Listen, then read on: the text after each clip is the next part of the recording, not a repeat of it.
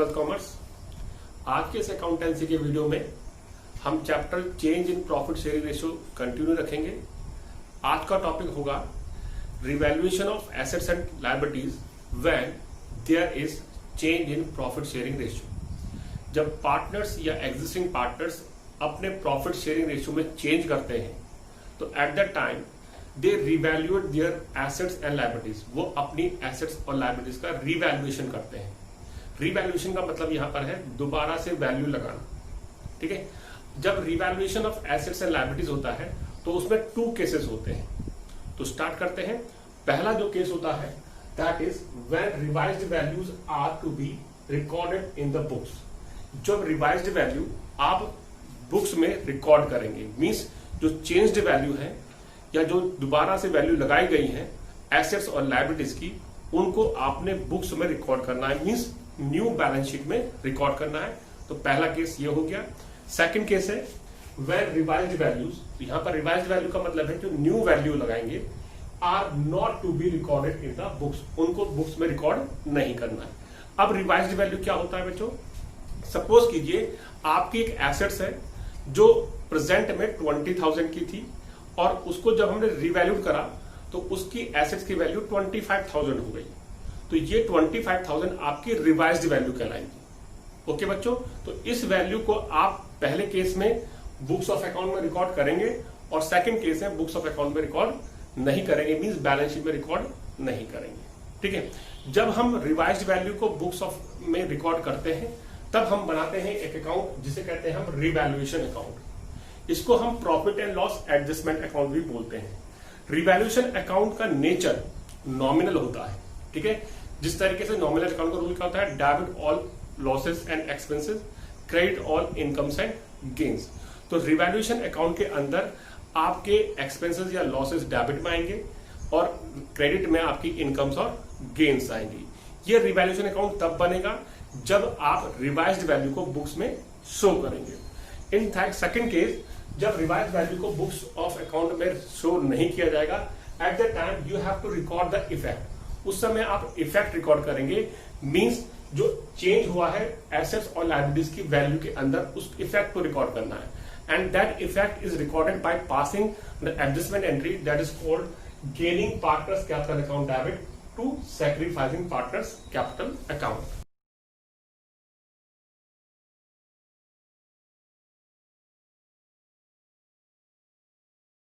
Now come to the next topic.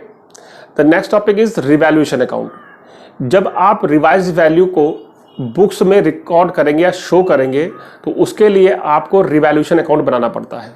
मैंने जैसे ही पहले बताया कि रिवैल्यूएशन अकाउंट का नेचर नॉमिनल नेचर का होता है, नॉमिनल अकाउंट का नेचर होता है। तो रिवैल्यूएशन अकाउंट के अंदर आप डेबिट में आपके लॉसेस रिकॉर्ड करेंगे और क्रेडिट साइड में आपके गेन्स रिकॉर्ड होंगे। तो स्टार्ट करते हैं रिवैल्यूएशन अकाउंट को। ये रिवैल्यूएशन अकाउंट है बच्चों, यहाँ पर ये डेबिट साइड हो गई और ये क्रेडिट साइड हो गई। आप डेबिट साइड में देखेंगे लिखा है to decrease in value of assets. जब भी कोई एसेट्स की वैल्यू आपके लिए डिक्रीज होगी तो आपके लिए वो लॉस कंसीडर होगा। जैसे कि फर्नीचर 20,000 का है लेकिन अब उसकी रिवाइज्ड वैल्यू जो न्यू वैल्यू है वो केवल 15,000 रह गई है। तो आपकी एसेट डिक्रीज हो रही तो आपके लिए वो लॉस इंडिकेट करता है। तो उसको आप डेबिट साइड में रिकॉर्ड करेंगे to decrease in the value of assets और टू फर्नीचर के नाम से जितनी वैल्यू उसकी डिक्रीज हुई है। फिर नेक्स्ट लिखा है to increase in the value of liabilities. जब भी कोई आपकी लायबिलिटीज इंक्रीज होगी तो भी आपको लॉस इंडिकेट करेगा, तो वो आपके लॉस होगा तो उसको आप डेबिट में रिकॉर्ड करेंगे। और नेक्स्ट लिखा है टू अनरिकॉर्डेड लायबिलिटी। ऐसी कोई लायबिलिटी जो अब तक रिकॉर्ड नहीं थी लेकिन अब उसे रिकॉर्ड करना है, तो जैसे ही वो लायबिलिटी रिकॉर्ड होगी बुक्स में तो आपकी लायबिलिटी रेज हो जाएगी या इंक्रीज हो जाएगी, वो लॉस को इंडिकेट करेगी। अब आते हैं इसके क्रेडिट साइड में। जैसे कि मैंने पहले बताया क्रेडिट साइड इसकी गेन साइड होती है। क्रेडिट साइड में लिखा है by increase in value of assets. आप एसेट्स की वैल्यू को जब इंक्रीज होगी तो उसे क्रेडिट साइड में रिकॉर्ड करेंगे। मींस जब एसेट्स इंक्रीज हो रहा है तो आपके गेन को इंडिकेट कर रहा है।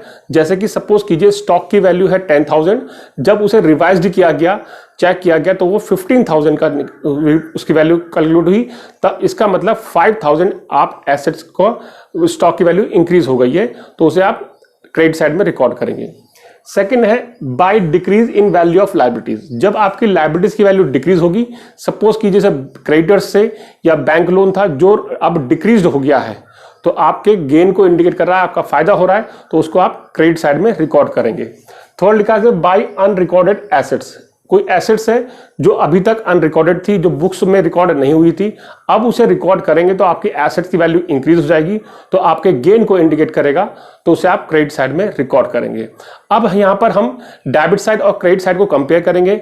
If there is a greater total of credit side, तो आपको इनकम ज्यादा है और आपके एक्सपेंस लॉसेस कम है, तो आपको प्रॉफिट शो होगा। तो that is to profit on revaluation of transfer to partners capital और करंट अकाउंट। मींस जो प्रॉफिट हुआ रिवैल्यूएशन में, आप उसको पार्टनर्स कैपिटल और करंट अकाउंट में ट्रांसफर करेंगे। If there is a greater side of debit, means आपके डेबिट साइड ज्यादा है, मींस लॉसेस ज्यादा है और गेन्स कम है, तो आपकी पॉसिबिलिटी बनेगी बाय लॉस ऑन रिवैल्यूएशन। आपको लॉस होगा रिवैल्यूएशन पे, जिसको आप ट्रांसफर करेंगे पार्टनर्स कैपिटल और करंट अकाउंट में। बच्चों, अब इसी से हमने रिवैल्यूएशन अकाउंट से जर्नल एंट्री भी सीखनी है कि हम जर्नल कैसे पास आउट करेंगे, कैसे जर्नल ट्रांजैक्शन बनाएंगे। अगर आपको ये फॉर्मेट क्लियर हो जाता है, इसका मीनिंग क्लियर हो जाता है, तो आसानी से आप जर्नल एंट्री बना सकते हैं। जैसे कि मैंने पहले बोला कि रिवैल्यूएशन अकाउंट तब डेबिट होगा जब आपको लॉस हो रहा होगा, और रिवैल्यूएशन अकाउंट तब क्रेडिट होगा जब आपको गेन हो रहा होगा। तो पहला जो मैंने यहां पॉइंट बोला था, decrease in the value of assets, तो यहां पर अब मैं पहला पॉइंट लिखूंगा, for decrease in value of assets. ठीक है बच्चों, अब एसेट्स की वैल्यू डिक्रीज हो रही है, तो इट मींस आपका लॉस हो रहा है, तो आप रिवैल्यूएशन अकाउंट को डेबिट करेंगे। तो एंट्री आपकी जर्नल बनेगी, revaluation account debit to sundry assets. ठीक है, ये आपने रिकॉर्ड कर दिया। नरेशन आप लिखेंगे being decrease in the value of assets. अब सेम टाइम पर अगर आपकी एसेट्स इंक्रीज होती है, तो आप क्या एंट्री बनाएंगे? सेकंड एंट्री में लिख रहा हूं, for increase in value of assets. और बच्चों, अब जब एसेट्स डिक्रीज हो रही तो आपको लॉस था, तो रिवैल्यूएशन अकाउंट डेबिट हुआ था, लेकिन जब एसेट्स इंक्रीज हो रही तो आपको गेन होगा, तो रिवैल्यूएशन अकाउंट क्रेडिट हो जाएगा। तो यहां मैं लिखूंगा entry sundry assets account debit to revaluation account. Got it बच्चों। अब थर्ड एंट्री बनेगी इसमें कि सपोज कीजिए आपकी कोई लायबिलिटी है वो इंक्रीज हो रही है। ठीक है, तो यहां मैं लिखता हूं for increase in value of liabilities. ठीक है, तो आपको लॉस होगा, तो आप लॉस में क्या करेंगे? रिवैल्यूएशन अकाउंट को डेबिट करेंगे। तो एंट्री बनेगी आपकी revaluation account debit to sundry liabilities. ठीक है, लायबिलिटीज का बढ़ना आपके लॉस को इंडिकेट करता है, मींस आपकी देनदारी बढ़ रही है तो आपको नुकसान ही है। अब इसमें नेक्स्ट एंट्री बनेगी फॉर, यहां पर मैंने बनाया increase in the value of liability. अब लायबिलिटी को मैं डिक्रीज करूंगा, तो मैं फोर्थ एंट्री यहां पर लिख रहा हूं बच्चों इस तरीके से, for decrease in the value of liabilities. ठीक है, जब लायबिलिटीज डिक्रीज होगी तो आपको फायदा होगा, तो रिवैल्यूएशन अकाउंट आपका क्रेडिट हो जाएगा। तो आप एंट्री बनाएंगे sundry liabilities account debit to revaluation account. ये आपने रिकॉर्ड कर दिया। अब फाइनली आपको प्रॉफिट या लॉस जो रिवैल्यूएशन हुआ है उसकी ट्रांजैक्शन रिकॉर्ड करनी है। ठीक है, तो अब मैं जो फोर्थ, फिफ्थ और सिक्स्थ एंट्री बनाऊंगा वो बनाऊंगा profit on revaluation.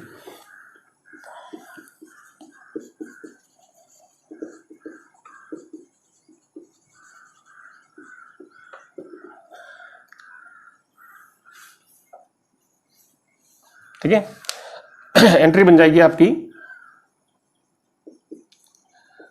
Revaluation account debit to partners capital और करंट अकाउंट। ठीक है, और जब आपको लॉस होगा तो आपकी एंट्री बनेगी फॉर लॉस ऑन रिवैल्यूएशन। ठीक है, जब प्रॉफिट हो रहा है तो पार्टनर्स की कैपिटल इंक्रीज होनी है, तो पार्टनर्स की कैपिटल इंक्रीज किस साइड होती है? क्रेडिट साइड में, तो हमने पार्टनर्स कैपिटल अकाउंट क्रेडिट कर दिया। लेकिन in case of loss, partners को नुकसान होगा तो पार्टनर्स कैपिटल डिक्रीज करनी है, तो पार्टनर्स कैपिटल किस साइड डिक्रीज होगी? डेबिट साइड में। तो एंट्री बनेगी आपकी partners capital oblique current account debit to revaluation account. Okay बच्चों, ये आप नोट कर लेना। मैंने जो एंट्री अभी थोड़ी देर पहले शुरू में लिखाई थी, आप स्क्रीन पॉज करके उसको नोट कर सकते हैं और आप पहले ये फॉर्मेट और ये एंट्रीज आप रिकॉर्ड कर लें।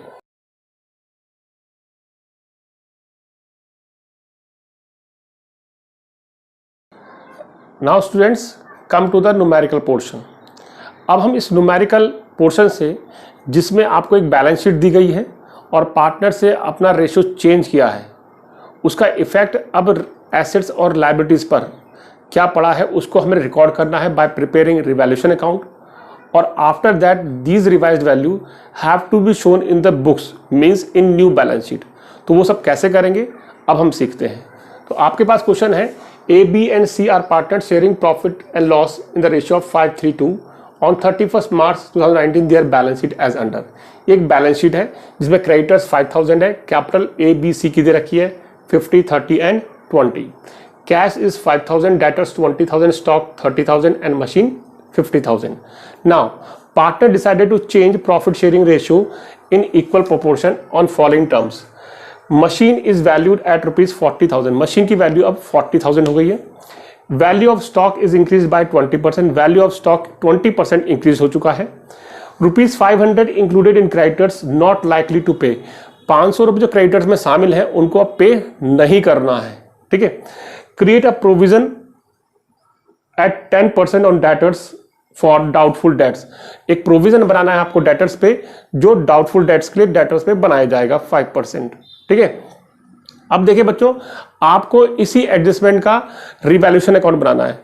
रिवैल्यूएशन अकाउंट में आपको ध्यान से सुने, वही चीज रिकॉर्ड करनी है जिसमें चेंज इन एसेट्स और लायबिलिटीज आया है। ठीक है, तो सबसे पहले आप सब बच्चों से एक रिक्वेस्ट है कि आप इस क्वेश्चन को नोट कर लें, क्योंकि जब मैं क्वेश्चन फुल सॉल्व करूंगा तो यहां पर रिवैल्यूएशन अकाउंट बनाऊंगा, पार्टनर्स कैपिटल लगाऊंगा और बैलेंस शीट बनाऊंगा। बैलेंस शीट बनाने के लिए मुझे ये क्वेश्चन रब करना पड़ेगा, तो इसलिए आप स्क्रीन को पॉज करें और इस क्वेश्चन को नोट कर लें।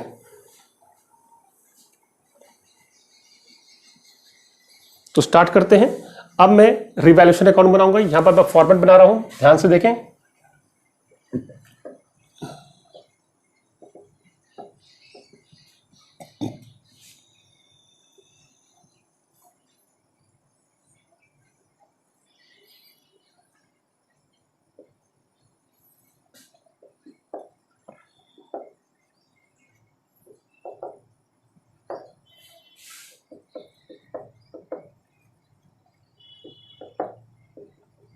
ठीक है, ये डेबिट साइड हो गई और ये क्रेडिट साइड हो गया। सबसे पहले हम देखते हैं, machine is valued at ₹40,000, machine की वैल्यू 40,000 है और मशीन बैलेंस शीट पे कितना था बच्चों? 50,000। That means machine is decrease, machine आपकी डिक्रीज हो गई है। ठीक है, तो अब मशीन डिक्रीज हो गई तो आपको लॉस हुआ है, तो डेबिट ऑल लॉसेस, आप डेबिट साइड में लॉस को रिकॉर्ड करेंगे। लेकिन कितना लॉस हुआ है कि पहले 50,000 था, अब वो 40,000 हो गया है, तो 10,000 का आपको लॉस हुआ, तो उस लॉस को आप डेबिट साइड में रिकॉर्ड करेंगे। तो मैं यहां डेबिट साइड में लिखूंगा to machine, that is 10,000। Okay बच्चों, यहां पर थोड़ा स्क्रीन सही नहीं हो रहा है, like this। Okay, now the second one, value of stock is increased by 20%। Value of stock आपको इंक्रीज करना है, तो इंक्रीज मींस आपको फायदा हो रहा है, तो credit all incomes and gains, तो किस साइड में आएगा? आपकी क्रेडिट साइड में। क्रेडिट साइड में हम स्टॉक को रिकॉर्ड करेंगे बाय स्टॉक। अब कितना अमाउंट इंक्रीज हो रहा है बच्चों? 20% इंक्रीज हुआ। तो स्टॉक की वैल्यू कितनी है आपकी 30,000। तो 30,000 का अगर मैं 20% निकालूंगा तो 30,000 का 20% निकालें तो आपको हो जाएगा 6,000। तो 6,000 से आपका स्टॉक इंक्रीज हुआ तो ये क्रेडिट साइड में रिकॉर्ड हो जाएगा। Next is ₹500 included in creditors is not likely to pay. 500 रुपए आपको क्रेडिटर्स में पे नहीं करने हैं, मीन्स आपकी लायबिलिटी 500 रुपए जो पे नहीं करनी है, तो लायबिलिटी डिक्रीज हो रही है, तो आपका फायदा हो रहा है। तो उस फायदे को कहां रिकॉर्ड करेंगे? क्रेडिट साइड में। तो यहां पर आ जाए क्रेडिटर्स, क्रेडिट साइड में 500। ओके बच्चों, नेक्स्ट है create a provision at the rate 10% on debtors. Debtors पे प्रोविजन बनाना है, तो जैसे ही डेटर्स पे 10% प्रोविजन बनेगा तो डेटर्स की वैल्यू डिक्रीज हो जाएगी। डेटर्स आपके एसेट्स हैं, तो जैसे ही एसेट डिक्रीज होगी आपको नुकसान होगा, तो उसको हम डेबिट साइड में रिकॉर्ड करेंगे। यहां लिखेंगे to provision on debtors, how much? 10%। तो डेटर्स का 10% देने का 20,000 का आप 10% निकालेंगे, दैट इज 2,000। ठीक है, ये सारी ट्रांजेक्शन हो गई। अब आप रिवैल्यूएशन का प्रॉफिट या लॉस कैलकुलेट करेंगे, तो आप देखेंगे डेबिट साइड का टोटल ज्यादा है, तो हम डेबिट मींस लॉसेस ज्यादा है, तो आपको लॉसेस का टोटल पहले कर देना, दैट इज 12,000। रिमेनिंग फिगर जो आएगी बैलेंस फिगर वो आपको लॉस को इंडिकेट करेगी। तो यहां लिखेंगे by loss transfer to partners capital account, और loss is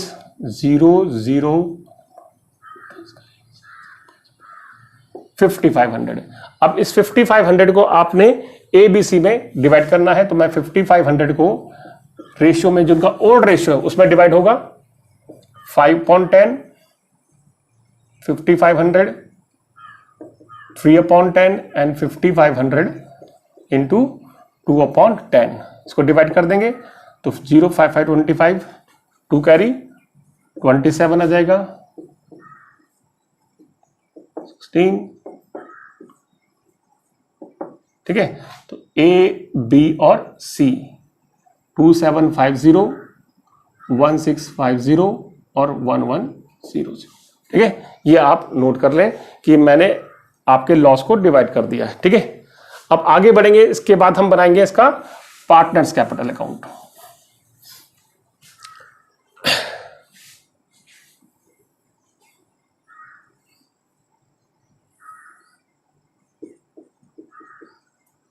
partners capital account,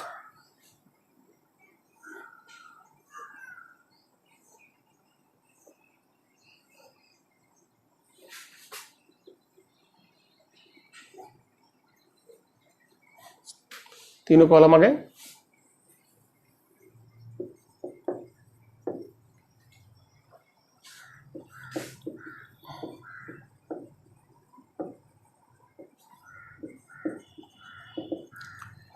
partners capital account जब हम बनाते हैं तो उसकी शुरुआत स्टार्टिंग होती है पार्टनर्स के कैपिटल बैलेंस से। तो आपके पास पार्टनर्स की जो एग्जिस्टिंग कैपिटल बैलेंस है that is given on the liability side.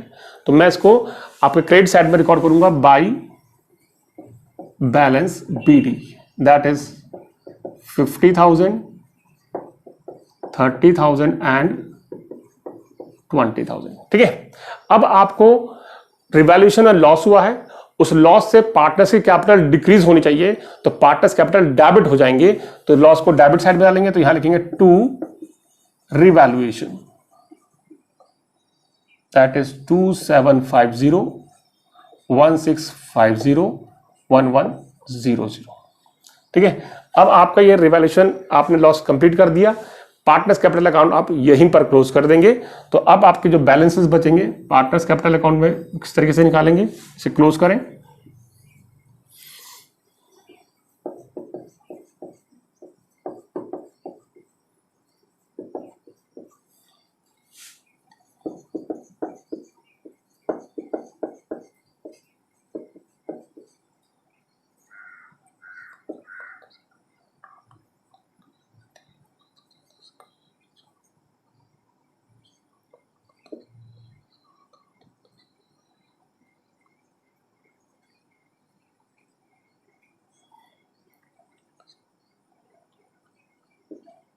This is the new balances of partners capital account 47,250, 28,350 and 18,900.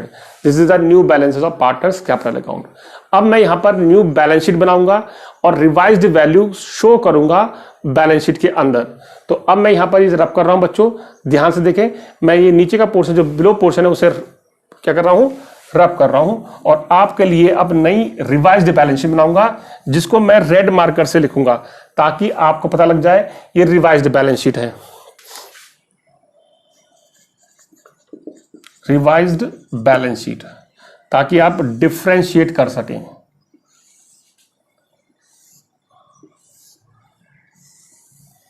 ठीक है बच्चों, आपको दिख रहा होगा मैं रेड मार्कर से रिवाइज्ड बैलेंस शीट बना रहा हूं. That is your liability sides and that is your asset side. ठीक है, अब हमारे पास क्रेडिटर्स पुराने बैलेंस शीट में थे 5,000 के.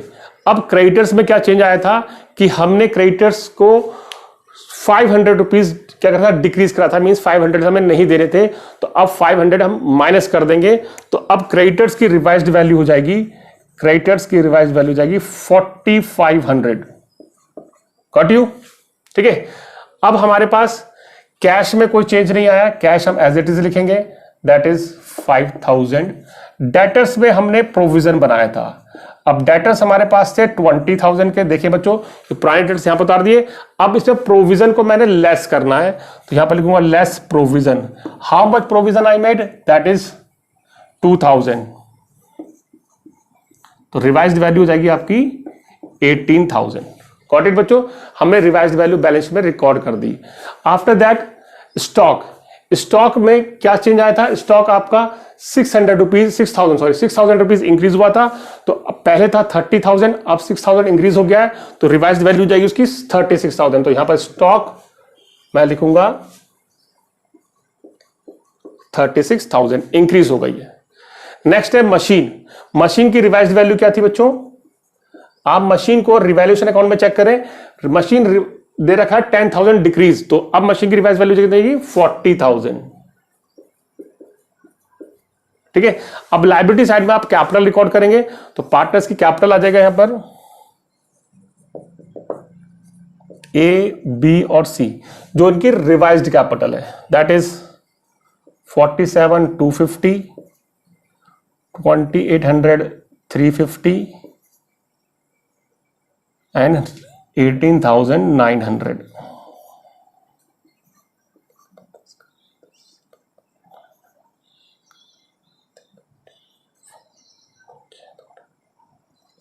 कंप्लीट. आपकी मैंने रिवाइज्ड वैल्यू बैलेंस में रिकॉर्ड कर दी है. अब इसका टोटल चेक करेंगे, तो टोटल हम यहां पर चेक कर लेते हैं.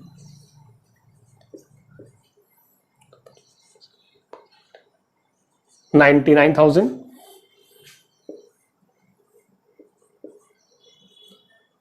That is 99,000.